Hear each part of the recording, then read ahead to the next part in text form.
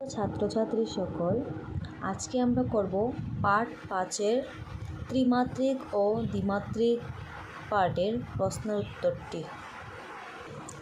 তো page number 63 এখানে চিত্র দেওয়া আছে।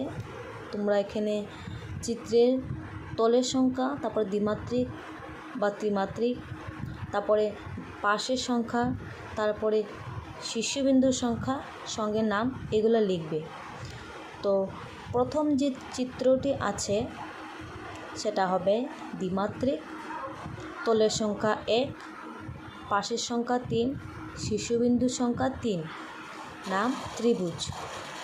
তারপরে ছবিটি দ্বিমাত্রিক, তলের সংখ্যা 1, পাশের সংখ্যা 0, শীর্ষবিন্দুর সংখ্যা 0, নাম বৃত্ত।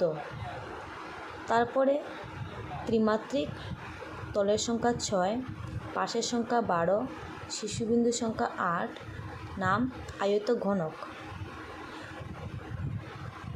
আয়তীয় ঘনক। তারপরটা হবে দ্বিমাত্রিক, তলের সংখ্যা 1, পাশের সংখ্যা 5, শীর্ষবিন্দুর সংখ্যা 5, নাম পঞ্চভুজ।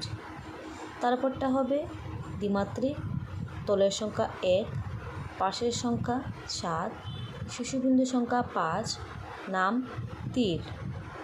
তারপরটা হবে ত্রিমাত্রিক, তলের সংখ্যা 5, পাশের সংখ্যা 8, শীর্ষবিন্দুর সংখ্যা 5, নাম পিরামিড। তারপরটা হবে দ্বিমাত্রিক, তলের সংখ্যা 1, পাশের সংখ্যা 10, শীর্ষবিন্দুর সংখ্যা 5, নাম তারা। তারপরে পেজ নাম্বার 66 নিচের প্রশ্নগুলি থেকে শুদ্ধ উত্তরটি বেছে বের করো। প্রথম প্রশ্নটি, একটি লুডোর গুটির আকৃতি হচ্ছে ত্রিমাত্রিক। তোমার জ্যামিতি বাক্সটি আয়তীয় ঘনক। একটি আয়তীয় ঘনকের দৈর্ঘ্য, প্রস্থ এবং উচ্চতা আছে। 4 নম্বর, তোমার পাঠ্য বইটির পৃষ্ঠ 6টি। 5 নম্বর, তোমার খেলার রাবারের বলটির তল 2টি। 6 নম্বর, একটি ঘনকের দৈর্ঘ্য, প্রস্থ ও উচ্চতার মাপ সমান। 7 নম্বর, টর্চের ব্যাটারির বেলুনের উদাহরণ।